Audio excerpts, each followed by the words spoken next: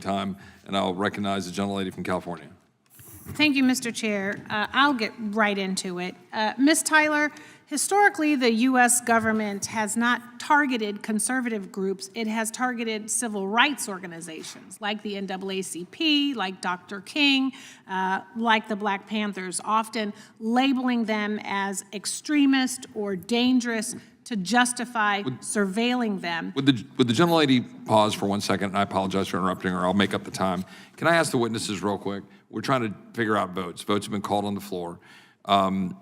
We either are going to have to suspend and come back around 5 o'clock-ish to finish another 20-ish minutes of questions, or we're going to have to somehow truncate it.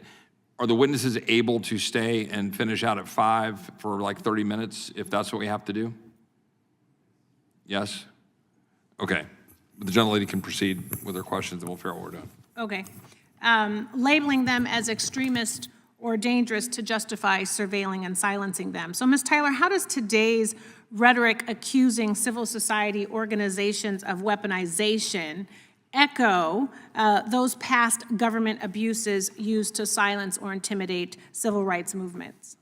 Yeah, I definitely see some historical analogs to what you're speaking of, but I think what we're seeing now is even more extreme because we see it, with this congressional hearing, but also with actions from the administration that seek to, again, with a very wide swath, call out anything that falls into their view of being anti-Christianity or anti-capitalism, for instance, or taking what they view to be extreme positions on gender or immigration, that those could be singled out as domestic terrorist organizations with the full freight of the government behind it to prosecute them in some way. Yes, and in fact, Mr. O'Neill said a lot of things, but he did say that SPLC does a few other things. And so I want to talk about some of the few other things that they do, the great work.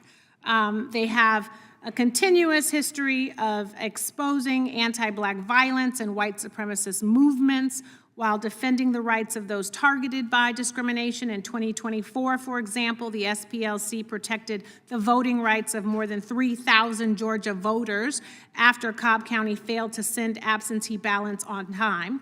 And in Alabama, the organization stopped an unlawful voter purge that would have stripped more than 3,200 naturalized citizens of their right to vote. So, Ms. Tyler, how do watchdog organizations that track extremism help to safeguard communities, especially those that have been historically targeted by hate groups? And so civil rights organizations like SPLC, they draw awareness to hate groups and to help warn communities ahead of time when there might be violent action. And it's important, civil society, including civil rights organizations, play a vital role in the overall fabric of American society, and we need to have strong public-private partnerships in order to keep all Americans safe. Absolutely. So I have a few other questions for you. Would you say that the CATO Institute is like a left-wing, Antifa-allied organization? Would you categorize CATO as that? I would not. Okay, so I wouldn't either. I think they're libertarian at best. But even the CATO Institute, I believe, released a report saying that since 1975, people motivated by hard right ideologies were responsible for 63% of politically motivated murder. Does that sound, have you heard of that report? I have not. Okay. But well, I don't. We're going to trust Cato today. How about that? And even I'm going to say that. There was a killing of a representative from Minnesota, Miss Hortman, who was killed alongside her husband and her dog.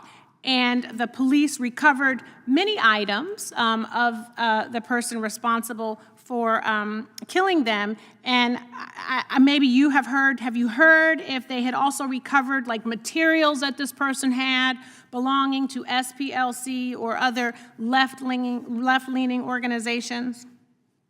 I have not heard that. No, I hadn't either. But what I have heard is that the person was motivated by the false but racist Great Replacement theory, conspiracy theory, and in fact had a list targeting other Democrats and wanting to go after them. In fact, it was a list of 70 targets. Doesn't seem to me like that was a person that was connected to, motivated by Antifa. And in fact, Ms. Tyler, I don't know if you know this, but the FBI actually took down, right, stopped working with both the SPLC and also the Anti-Defamation League. Did you know that?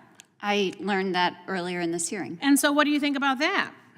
Well, I think that it's vital that our government meet with a broad variety of organizations, especially those that are concentrating on rooting out white supremacy and anti-Semitism in order to make all of our communities safer. Well, I would think, I'm going to just enter into the record, Mr. Chair, because I know we're out of time, the destruction of DOJ's Civil Rights Division and why it matters. Without objection. And I will yield back. Thank the gentlelady from California. I'll recognize the gentleman from Texas for a few minutes.